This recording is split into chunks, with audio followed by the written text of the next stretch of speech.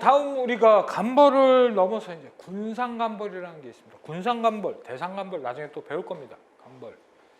군상간벌, 간벌 후에 남겨질 수목 간의 거리를 사전에 정해놓고 수간이 위치와 모양에 상관없이 실시하는 방법. 수영 부분에 의하지 않고 수간 거리로 대상하는 간벌이다. 이것을 우리는 군상간벌이라고 한다.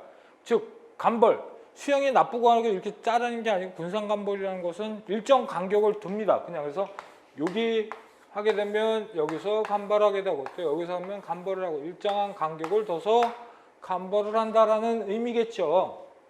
그래서 수목 간의 거리를 사전에 정해놓는다. 군상간벌, 수간의 위치와 모양에 상관없이 수간의 위치와 모양 또 수영급의 구분에 의하지 않고 그냥 단순히 수간의 거리를 두고서 하는 간벌을 우리는 군상간벌이라고 합니다. 그래서 앞에서 나온 이렇게 이 용어들이 막 나옵니다. 이제 수간도 나오고 수간도 나오고 하니까 그 용어에 대해서 철저하게 알고 계셔야 합니다. 도태간벌이라는 게 또 있습니다. 도태간벌이라는 것은 선발간벌, 간벌에 있어서 미래목을 선정하고 이를 방해하거나 미래목 생장에 지장을 주는 것을 제거하는 방법이다. 이것은 도태간벌이라고 합니다. 그래서 도태간벌이라고 하면 여러분들은 반드시 미래목이라는 것을 확인을 하셔야 합니다. 그래서 도태간벌은 미래목을 선정하고 그 미래목이 지장해 주는 것을 베는 것이다. 그럼 여러분들 미래목을 선정을 한다. 그럼 미래목이 어떻게 표시를 해야 되겠죠. 그래서 이러한 미래목 표시하는 것을 황색으로 표시합니다. 황색 락하나 황색 끈을 이 흉고직경에 두르는데 크게 임업에서 쓰는 페인트 색깔은 세 가지 종류야. 흰색, 빨간색, 노란색. 그래서 노란색은 뭐냐? 미래목을 지정을 할 때 도태간벌에서. 흰색은 경계를 구분할 때 흰색 페인트. 빨간색은 빨간색은 제거를 할 나무에 표시하는 것을 우리는 일반적으로 이렇게 세 가지 색깔을 씁니다. 그래서 여러분들 이렇게 산에 가다가 벌목한 현장을 보게 될 겁니다. 벌목한 현장이면 산에 이렇게 산이 있는데 이만큼이 베어져 있어요. 베어져 있는데 이 주변을 보게 되면 그 나무 중간중간에 흰색으로 이렇게 마킹이 되어 있습니다. 그게 뭐냐? 그 지적을 표시하기 위해서 마킹을 한 거야. 근데 이 흰색, 우리 흰색으로 가서 페인트를 칠하는 방법은 두 가지가 있어요. 한 줄로 칠하는 방법이 있고 두 줄로 칠하는 방법이 있어요. 한 줄로 칠하는 방법은 그 경계가 직진으로 가라는 얘기예요. 이 산에서는 우리가 지적을 정확히 뜰 수 없기 때문에 일정한 표시로 가야 합니다. 그래서 한 줄로 칠해져 있으면 그 경계인데 그 경계가 그냥 직진으로 가라. 근데 두 줄이 돼 있어. 이 두 줄은 오른쪽으로 꺾이는지 왼쪽으로 꺾이는지는 확인은 안 되는데 꺾이는 방향이다 라는 거죠. 그럼 꺾이는 방향 그러면은 좌우로 훑어보면 일정한 간격의 페인트가 있습니다. 그러면은 그 라인을 따라가라는 거죠. 한 줄은 직진, 두 줄은 꺾이는 부분을 의미한다라는 거 기억을 해 두시고, 빨간목은 우리가 간벌할 때 제거 대상목에 일반적으로 빨간색을 칠합니다. 그래서 빨간색을 표시가 나게 테두리를 돌린다든지 아니면 사방에 점을 찍어서 사방면에서 볼 수 있도록 표시를 하게 된다라는 거 이해를 하시면 되고, 일단 도태간벌에서는 미래목, 여러분들이 산림 종류의 자격증을 따러 갈 때 우리 산림 산업기사로 가면 미래목 선정하는 작업형 문제들이 있습니다. 그래서 수영이 좋은 곳, 그래서 미래목에는 도태간벌은 미래목을 선정하는 것이다. 여덟 번째, 개벌이라는 게 있습니다. 벌은 아까 뭐라 그랬어? 벌은 이렇게 벌이 나온다는 건 벌채를 하라는 얘기야. 근데 개벌이라고 얘기한 거는 일시에 전 임목을 베는 거. 가장 쉬운 방법이죠. 들어가서 어떠한 작업 방법이 필요한 것이 아니고, 그래서 그 임지를 그냥 싹 베버리라는 거야. 그래서 열린다. 그래서 개벌이라는 이야기를 씁니다. 개발, 그때 개자가 마찬가지 개자죠. 그래서 개벌은 싹 베라는 얘기인데, 이 개벌을 할 때 항상 따라오는 것이 나중에 보면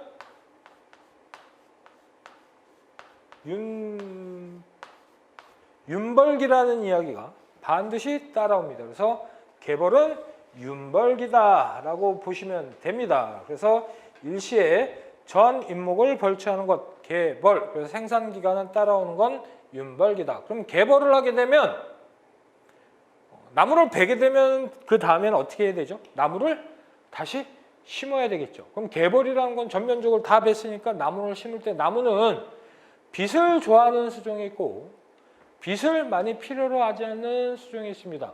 그래서 빛을 많이 필요로 하는 수종을 우리는 양수 수종이라고 그러고 빛을 많이 필요로 하지 않는 것은 음수 수종. 그래서 양수 수종과 음수 수종을 나누는 것을 우리는 일명 내음성 수종이라고 이야기를 합니다. 그래서 이거 기억을 해 두시고 나중에 조리막 시간에 다 배웁니다. 그래서 일시에 벌초하는 것을 계벌이라고 하는데 계벌을 할 때 답에서 답이면 햇빛이 바로 비치겠죠. 그러면 여러분들 계벌을 한 후에 조림할 수종은 무엇이다? 양수 수종을 해야 되겠지. 마찬가지로 산불이 나게 되면 지표에 있는 모든 생물체들이 타버리기 때문에 햇빛이 바로 보이게 됩니다. 그래서 그럴 때 자생으로 빨리 들어오는 수종이 뭐다? 자작나무하고 사시나무라는 걸 나중에 배우게 되는데 그런 것들은 뭐다? 양수기 때문에 가능한 이야기인 거죠. 그래서 계벌이라는 거 잘 하고 또 산벌이라는 게 나옵니다. 이 산벌, 계벌 나오고 산벌 나오는데 이 산벌은 뭐냐? 벌기에 다다랐을 때 천연하종 갱신을 목적으로 성숙목을 몇 회로 나누어 벌채하는 방법을 뭐라 한다? 우리는 산벌이라고 얘기하는데 이 산벌을 다른 말로 얘기하면 뭐다? 천연하종 갱신이다. 천연하종 갱신을 위해서 주로 하는 작업을 우리는 산벌 작업. 다른 말로 표현하면 이것은 전벌 작업이라고도 이야기한다.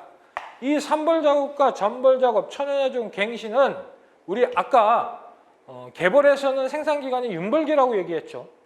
근데 이 산벌과 전벌 작업에서는 생산기간을 뭐냐? 갱신기라고 이야기합니다. 그것도 알고 계셔야 되고. 이러고 이 산벌과 전벌 작업은 세 가지 단계가 있습니다. 예비벌, 하종벌, 후벌. 즉 천연하종 갱신이야. 천연적으로 자연적으로 아래로 종자가 떨어져서 갱신하는 방법이야. 그러면 자세히 따져보면 천연하종 갱신은 천연적으로 종자가 아래로 떨어져서 갱신하는 건데 그럼 그 종자가 나쁜 나무에서 나와야 됩니까? 좋은 나무에서 나와야 됩니까? 좋은 나무에서 나와야 되겠죠. 그럼 좋은 나무를 선택을 해야 되지. 그러면 좋은 나무를 선택을 했어. 그러면 좋은 나무에서 종자가 떨어져야 되는데 그 주변에 나쁜 나무 별로 좋지 않은 나무에서 종자가 섞이면 안 되기 때문에 그럼 그 주변 나무들을 베야 되겠지. 좋은 나무를 선정을 하게 되면. 그래서 선벌 작업은 처음에 예비벌이라고 하는 것인데 예비벌은 잎목 종자 개수를 촉진하고 지표의 종자 책상 상태를 좋게 하기 위해서 좋은 선택한 나무의 주변 부분들을 베버리는 거야. 주변 나무들을. 그게 예비벌. 첫 번째. 그 다음에 뭐야? 그걸 골라서 좋은 나무의 종자가 잘 내려오기를. 그럼 그 종자가 자연적으로 떨어지게 해야 돼. 그래서 하종을 해야 되는데 그게 뭐다? 하종벌이다. 그럼 종자가 자연적으로 떨어져서 잘 크게 하려면 어떻게? 나무가 예비벌을 해서 이렇게 있어. 그러면 나무가 종자가 이렇게 떨어진다든지 아니면 이렇게 옆으로 떨어진다든지 하는 방법들이 있겠죠. 근데 종자가 밑으로 떨어진다라는 거는 뭐야? 종자의 크기가 커서 어떻게 영향을 안 받고 중력의 법칙에서 밑으로 떨어지는 방법. 그럼 얘네들이 떨어져서 잘 크게 하면 여기 밑에 풀들이 많고 나무들이 많아. 어떻게 잘 착상하기 위해서 여기 있는 걸 다 베버리는 거야. 이게 뭐다? 하종벌이다. 근데 방법은 종자가 옆으로 떨어지는 게 있어. 또 아니면 이쪽으로 떨어지는 게 있어. 이게 뭐야? 바람의 영향에 의해서 종자가 비산할 수 있습니다. 그래서 이런 것을 뭐야? 측방 하종갱신이라고 그러고 요거는 뭐야? 위에서 밑으로. 요거는 상방하종갱신이라고 그럽니다. 상방하종갱신. 이렇게 나무들이, 종자들이 잘 밑으로 내려오기, 이 주변을 정리하는 것이 뭐야? 예비벌이라는 거야. 이 종자가 잘 떨어졌어. 그러면 종자가 어떻게 되겠어? 다시 잘 크겠죠. 그래서 나무가 잘 쑥쑥 올라와. 그 얘 어미로서의 기능이 어떻게 돼? 다 끝났지. 그러면 얘를 베는 거야. 얘가 후벌이라는 이야기를 씁니다. 그래서 예비벌은 종자 결실을 촉진하고 지표의 종자 착상 상태를 좋게 하기 위해서 실시하는 것이다. 하종벌은 종자 결실 연도에 종자의 하종을 목적으로 한다. 후벌은 치수가 발달된 잔존못을 서서히 제거하여 치수의 생장을 촉진하기 위하여 한다. 근데 나중에 시험 문제에 그림으로 많이 나옵니다. 가장 비슷한 게 이게 뭐냐면 산벌 작업이 있는데 모수 작업이라는 게 있습니다. 모수 작업도 산벌 작업과 굉장히 비슷합니다. 근데 모수 작업과 산벌 작업의 크기는 뭐냐? 베는 거에 있어. 모수는 좋은 나무로 그냥 하나씩만 고르는 거야. 그래서 1헥타르당 평균 몇 번 안 됩니다. 근데 산벌 작업은 주변을 천연화종 갱신을 하기 위해서 군데군데 남기. 그래서 본수 남는 게 어느 게 훨씬 많아? 산벌 작업이 많고 모수 작업은 몇 번 안 남기는 것이다 라고 보시면 됩니다. 여러분들 제가 하나 그냥 얘기를 하는데 1헥타가 얼마큼 되죠? 100m 곱하기 100m가 1헥타라고 이야기합니다. 그러면 즉 헥타는 뭐에 대한 단위다? 면적에 대한 단위다. 근데 면적은 어떻게 구하냐? 면적은 당연히 길이 곱하기 길이가 되겠죠. 그래서 100m 곱하기 100m는 어떻게 해?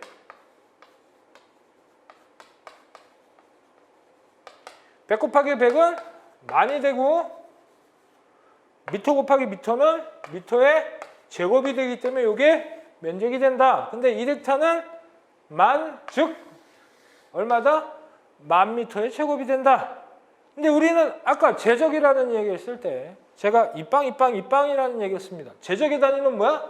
제적의 단위는 길이 곱하기 길이 곱하기 길이가 된다. 그래서 미터가 3개가 되니까 미터의 세제곱이라고 되는데 이 미터의 세제곱을 임업에서 얘기할 때는 우리는 입방이라는 이야기를 씁니다.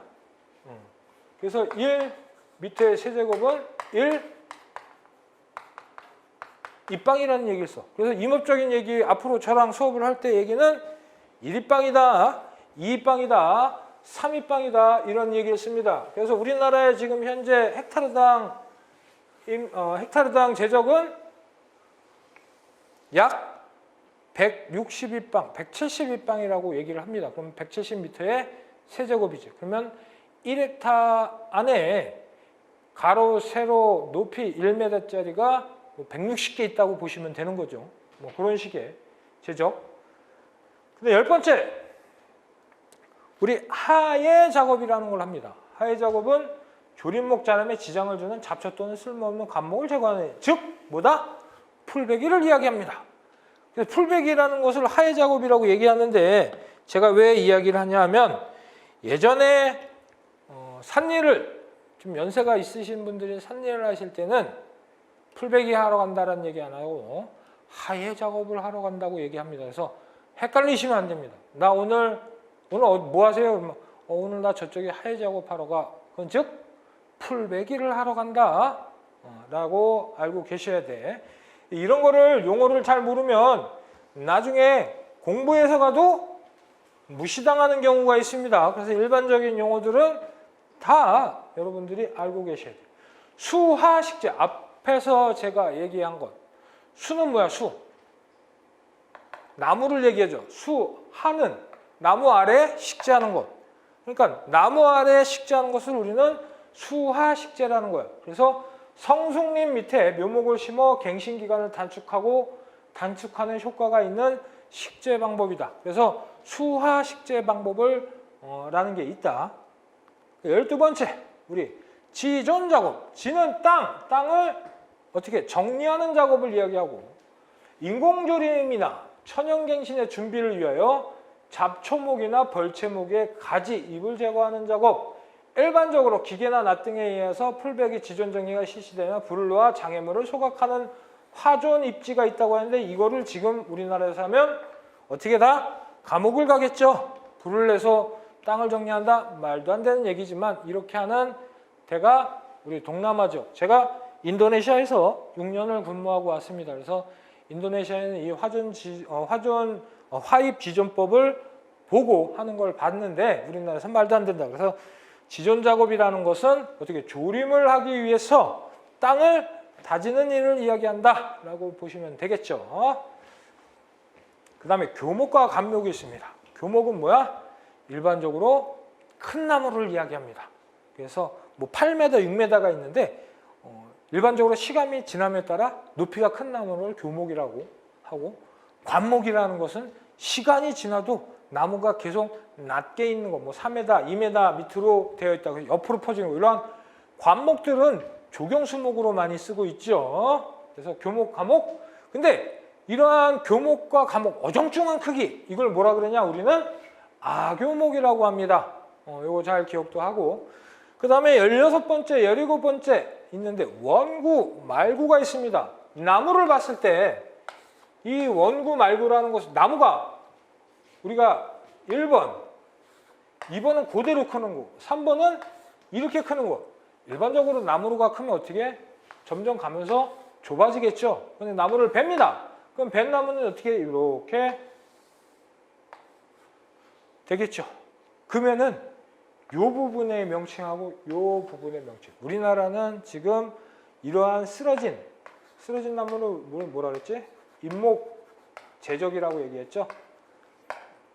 여러분들 어떨 땐 누구는 구분을 가지 않게 얘기하는데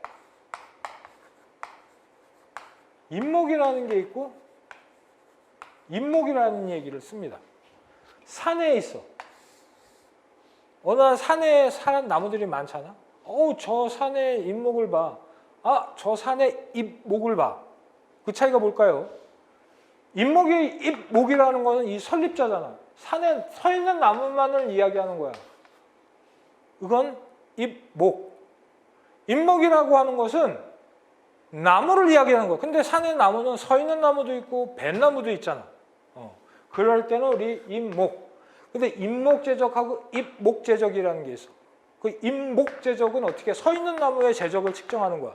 서 있는 나무의 제적을 측정하기 때문에 우리는 서 있는 나무의 제적을 측정하기 때문에 오차가 생길 수밖에 없습니다. 수고를 재기 위해서는. 근데 흉고 측정은 기계로 재는데 수고도 마찬가지로 기계를 재는데 보는 사람의 관점에 따라 잎목제적은 틀릴 수가 있어요. 근데 잎목제적을 구할 때는 쓰러진 나무를 기준으로 한다고 이야기를 했는데, 뭐 후보식이나 스말리안식이 있는데, 그 다음에 우리나라에서 쓰용하는 것은 말구, 직경, 자승법이라는 걸 씁니다. 말구라는 게 있어. 말구는 끝에 있는 구, 여기를 이야기하는 거예요. 여기가 이렇게 되면, 여기 나무가 이렇게 쓰러지면 점점 직경이 줄어들겠죠. 그래서 이쪽이 멀은 쪽, 그러니까 수구 끝에 쪽을 우리는 말구라고 얘기하고, 시작점, 이것을 원구라고 얘기합니다. 그래서 여러분들 구루턱에서 바로 나온 면을 뭐라 그런다? 원구라고 얘기합니다. 나무를 자를 때. 그래서 원목에 있어서 근부에 가까운 쪽, 근은 뭐야? 아까 뿌리는 우리 임업종 용어에서 다 뭐라 그래? 근이라는 얘기를 쓰죠. 그래서 원구는 원목에 있어서 근부에 가까운 쪽이고, 말구는 원목에 있어서 직경이 작은 쪽, 즉 끝에 수구의 끝쪽을 이야기한다. 그래서 원구, 말구라는 얘기 많이 씁니다. 그래서 우리나라는 통나무 제적할 때 사용하는 방법은 말구, 직경의 자승. 자승이라는 건 뭐야? 제곱을 한다라는 거죠. 나중에 제적식 할 때 다시 배우겠지만, 그래서 요거의 제적을 가지고 우리나라는 제적을 구한다라는 거. 초살이라는 게 있습니다. 읽어보면 일반적으로 수구가 높아짐에 따라 수간 지름이 감소하는 것, 또는 원목의 원구에서 말구로 향해 감소하는 것을 우리는 초살이라고 합니다. 그래서 우리는 이거를 초살도를 구하게 됩니다. 초살도는 어떻게 구하냐? 수간 해석이라고 하면 참 좋겠는데 수간석회라는 것을 해서 뭘 한다? 초살도를 구한다. 수간석회는 어떻게 하냐? 나이테를 보고 계산을 합니다. 그 간격을. 그래서 나무가 이렇게 될 거 아니야? 그러면 여기 자르고 여기 자르고 2m 간격 자르고 끝에 가서 1m 0.2에서 1m 자르고 2m 간격으로 자르게 되면 점점 똑같은 중심, 이 중심의 나이테가 어떻게 줄어들게, 그 간격이 점점점 촘촘해지겠죠. 이거를 초살도, 이거를 어떠한 그래프 형식, 예전에 우리 모닌 종이에다 다 찍어서 그랬어요. 이렇게 되면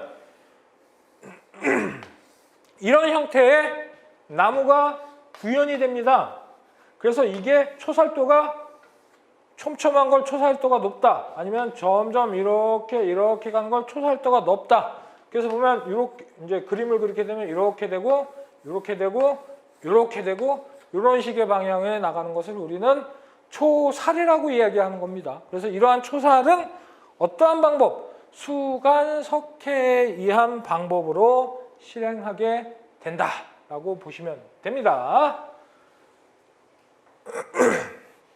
그 다음 20번째, 우리는 나무를 보면 여기 나무, 좋은 나무들이 있습니다. 보시면 심재와 변재라는 게 있습니다.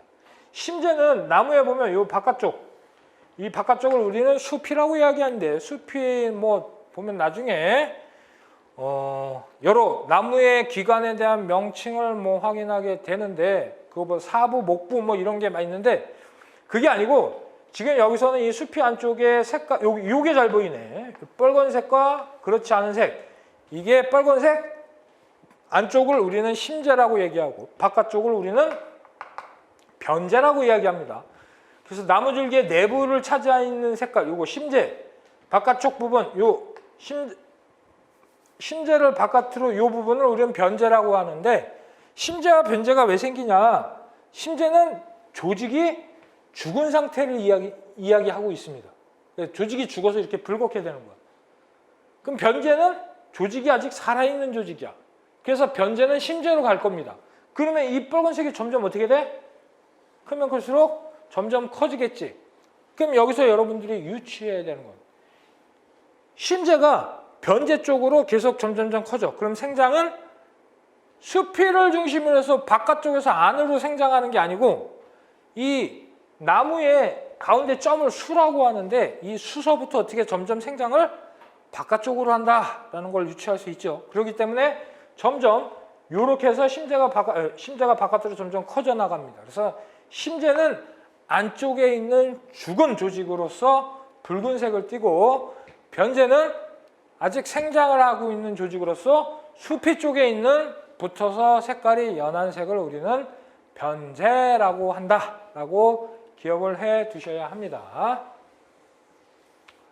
조재, 집재, 운재, 뭐 여기에서 조재라고 하는 것은 우리 나무를 어떠한 일정한 크기로 한 자, 두 자, 세 자 이렇게 해가지고 자르는 걸 우리는 조재.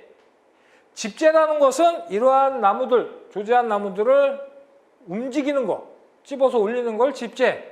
운재라고 하는 것은 그러한 나무들을 운반하는 것을 우리는 운재라고 합니다. 그래서 조재, 집재, 운재라는 이야기도 많이 나오고, 재벌 아까 순서대로 얘기했을 때 뭐다? 어린 나무 가꾸기다.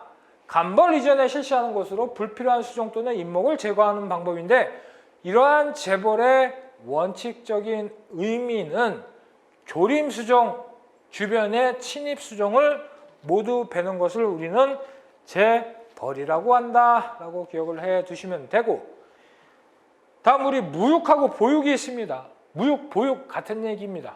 보면 어린 인분이 조성되면서 다음 갱신기가 올 때까지 임상을 정리하고 인목의 발육을 도와 재적을 향상시키고 생산의 목적을 이루기 위해 인분에 대해 주어지는 수단, 즉 그 인분이 더 잘 자랄 수 있도록 어떠한 행위를 하는 것을 우리는 무육, 보육이라고 하는데, 여러분들 처음 배우는 사람들은 인분이 뭐고 임상이 뭐고 헷갈릴 거야.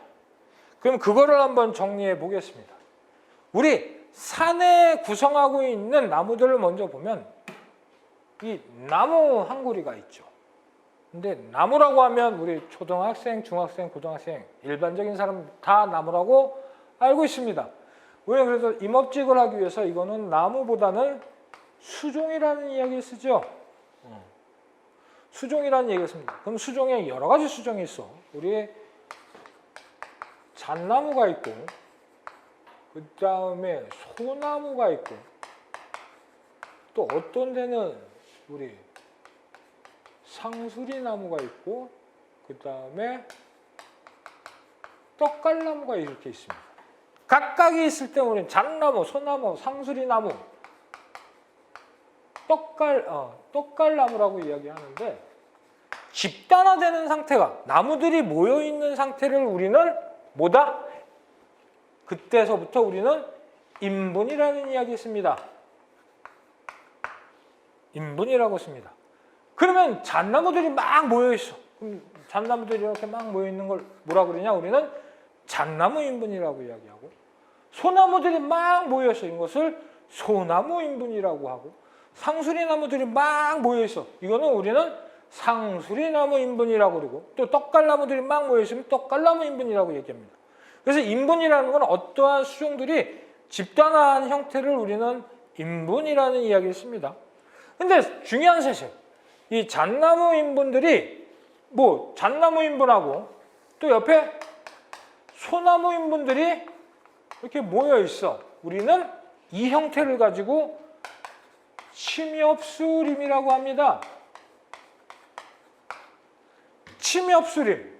이거는 이 상수리하고 떡갈은 활엽수림이라고 그래요. 그리고 얘하고 얘하고 섞여 있는 거를 우리는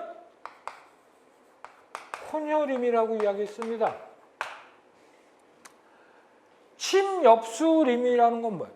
이제 일반적으로 우리 사람들이 얘기할 때 침엽수, 활엽수 이렇게 얘기하는데 침엽수라는 수종은 없고 활엽수라는 수종이 없고 혼혈임이라는 수종은 없습니다. 근데 일반적으로 그냥 침엽수, 활엽수라고 얘기를 하지. 근데 침엽수는 뭐냐? 엽이라는 게 입이야. 입이 침처럼 삐죽하다 그래서 우리는 침엽수라고 얘기를. 그리고 활엽수라는 거는 입이 활짝 펴 있다 그래서 우리는 활엽수림이라고 이야기합니다. 근데 이거는 다 뭐를 가지고 얘기하는 거야? 얘네들이 섞여 있으면 혼혈임이라고 얘기하고 이것은 다 뭘 가지고? 입의 모양, 형상을 가지고 얘기하는 거잖아. 그래서 침엽수, 활엽수, 혼혈임이라는 것을 입의 형상을 가지고 즉 그 인분에 나와 있는 모양, 형태를 가지고 하는 것이다. 그래서 보면 이것을 우리는 임상이라는 이야기를 합니다. 그럼 임상의 종류는 몇 가지가 있습니까? 제가 얘기한 침엽수림, 그 다음에 활엽수림, 그 다음에 혼혈임이 있겠죠. 그래서 수종, 인분, 임상으로 갔어. 그러면 이러한 임상들이 모여서 뭐가 되냐? 임종이라는 걸 이릅니다. 임종은 그 인분의 종류야. 인분의 종류는 어떻게 해? 얘가 자연적으로 일어난 거네? 아니면 얘가 인위적으로 어떻게 이 인분이 조성된 거네? 그럼 인위적으로 인분이 조성됐다는 얘기는 뭐야? 인공림이라는 얘기고 얘가 자연적으로 얘기 나왔다는 건 얘는 천연림이라는 얘기인 거죠. 이렇게 해서 수종에서 우리 인분을 가서 인분에서 임상을 타고 임상에서는 임종으로 갑니다. 그럼 맨 끝에는 뭐가 있냐? 지종이라는 게 있습니다. 이거는 땅의 종류야. 여기에는 나무가 있고 여기에는 나무가 없어. 그래서 나무가 있는 거는 인목지, 나무가 없는 거는 물인목지. 이렇게 나누는 거야. 그래서 물인목지에는 밀인목지하고 재지가 있는 겁니다. 그래서 순서는 우리 수종, 인분, 임상, 임종, 지종으로 간다라는 거. 그리고 가장 간단한 용어라는 거 꼭 기억을 해 두셔야 돼. 계속 뭐 임상 얘기가 나오면 엉뚱하게 천연님, 인공님이라는 얘기를 하면 안 됩니다. 임상이라고 얘기하면 인분의 형상을 이야기하는구나. 그럼 어떻게 해? 인분의 형상, 입이 삐죽하고 널쩍하고 치면서 소원해입니다. 임종은 임금님, 천연님이었는데 이걸 어떻게 해? 임상처럼 인분의 형상이 나타나면 얘는 뭐야? 인분의 성립의 기원을 의미하는 거야. 인분 성립의 기원이라는 건 이 인분은 인위적인 행동으로 해서 나타난 것인지 아니면 이 인분은 천연적으로 나타난 것인지를 확인하는 거. 그래서 그것은 임금님과 천연님이다. 그래서 수종, 인분, 임상, 임종, 임금님, 천연님. 그래서 나무가 있냐 없냐? 지종에서 인목지, 물인목지로 나눈다라는 것 알고 계셔야 돼요. 그래서 어린 인분, 어떠한 인분들, 수종들이 모여 조성되어 있는 것은 다음 갱신기가 올 때까지 임상, 천연님인지 혼혈임인지 화렵수림인지를 구성하는 것, 이런 것을 이해하셔야 돼요. 그럼 여기에 다 용어들이 있기 때문에 굉장히 중요한 것을 알 수 있죠. 그래서 우리는 수종, 인분, 임상, 임종, 지종에 대해서 한번 확인도 같이 해봤습니다. 모수작업, 우리 앞에서 얘기한 삼벌작업과 비슷하다고 그랬는데 이 모수작업을 보면 모수작업은 상속 인목을 벌채할 때 그 일부를 임지에 남겨두어 갱신에 필요한 종자를 공급하고 그 밖의 인목은 개벌된다. 주로 양수 수종의 침엽수, 당연하죠. 모수작업은 개벌과 가깝다 그래서 몇 구루 안 남긴다 그랬지. 그러면 어떻게 땅이 화벌판이야. 그러면 빚을 많이 필요로 하는 수종이 되겠죠. 그래서 그 부분이 우리는 모수 작업이다 라고 볼 수 있습니다. 그 다음 우리 외림 작업이 있습니다. 맹하갱신이라고도 하며 맹하, 정화가 아닌 곳에 싹 트는 것을 우리는 맹하라고 얘기합니다. 맹하, 즉 뭐야? 우리 나무를 잘랐는데 나무를 자르면 어떻게 해? 그 나무는 죽어야 돼 사실은. 근데 그렇지 않고 구러투기해서 싹이 막 나. 근데 싹이라고 하는 것은 어떻게 가지 끝에 꽃이 나는 곳에 싹이 나야 되는데 그러지 않는 것을 우리는 맹하라고 합니다. 그래서 맹하의 반대는 정화. 정화는 싹이 트는 것을 우리는 정화다라고 한다라는 거. 그래서 맹하갱신하고 맹하 잘라는 참나무류의 벌채 방법으로 표시하고 표고 자고목 생산 등 특용제 사양 목적 시 벌채 후 맹하를 보육하고 후계름을 조성하는 방법이다. 중요한 게 있습니다. 우리 또 참나무라고 얘기하는데 참나무는 없습니다. 원래 명칭 참나무라는 참나무과 참나무 속에 우리는 6가지 수종을 우리는 참나무라고 이야기합니다. 그 참나무를 보시면 어떻게 해?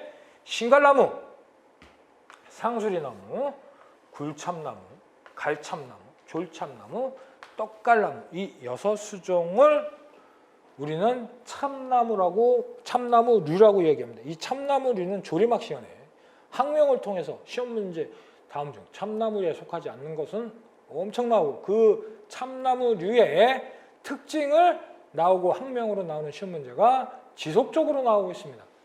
여러분들 신갈나무는 왜 신갈나무야? 옛날 조상님들이 신는 신발에 깔창으로 썼다고 해서 우리는 신갈나무라고 불리게 되었다고 합니다. 그럼 어떻게 해? 신갈나무의 잎은 깔창에 들어갈 정도의 크기로 이렇게 생겼다라는 거지. 그래서 신갈나무야.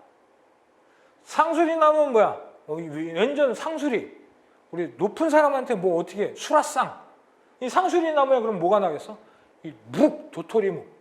그래서 도토리묵을 만들어서 임금님 수라상에 올렸다고 해서 우리는 상수리나무라고 이야기합니다. 그 다음에 굴참나무. 여러분들 굴참나무는 특징적인 게 있어요. 굴참은 이 수피가 굉장히 두꺼워요. 일명 코르크층이야. 코르크층 여러분들 뭘 써? 우리 포도주 막에 뚜껑으로 쓰는 그런 말랑말랑한 게 코르크층인데 그래서 굴참나무는 이 손톱으로 누르면 수피가 쑥쑥 들어갈 정도로 말랑말랑합니다. 또 탁구 할 때 여기 손잡이에 붙이는 그 코르크 그런 것이 다 우리는 이 굴참나무에서 나오고 갈참나무가 있고 졸참나무는 뭐냐? 이 참나무 중에서 잎이 가장 작다고 쫄병이라고 해서 우리 졸참나무라고 한다고 합니다. 떡갈나무는 뭐야? 떡갈나무 그러면 떡갈나무는 옛날 또 조상들이 떡을 만들어서 싸는 잎으로 사용했다고 해서 우리는 떡갈나무라고 그래요. 그럼 잎 중에 가장 큰 잎은 어디야? 이 떡갈나무 잎이겠죠. 그래서 이렇게 참나무의 이 지역 유래가 된 나무들이 굉장히 많습니다. 뭐 대표적인 게 너도 밤나무, 나도 밤나무. 이 유래를 들어보면 제가 거짓말을 얘기하는 게 아니고 네이버에 찾아보면 다 있습니다. 이 밤나무 무리가 있는데 딱 들어갔는데 밤나무가 해서 너도 밤나무? 나도 밤나무. 이렇게 해가지고 명칭이 붙었다고 그러는데 여러분들이 그건 한번 찾아보면 그렇게 나올 수 있습니다. 그래서 외림 작업은 맹아갱신을 통해서 하는 작업이다라고 여러분 꼭 알고 계시면 되겠습니다. 그래서 맹아갱신, 외림 작업, 모수 작업은 어미만 남기는 거, 삼벌 작업은 천연화종 갱신을 위해서 주변에 종자를 잘 받을 수 있도록 하는 작업. 맹아, 구루터기에서 날아온 새순이라고 얘기해서 간맹아, 줄기, 수간에서 나오는 맹아, 금맹아는 뭐다? 뿌리에서 나오는 맹아를 우리는 금맹아라고 이야기한다.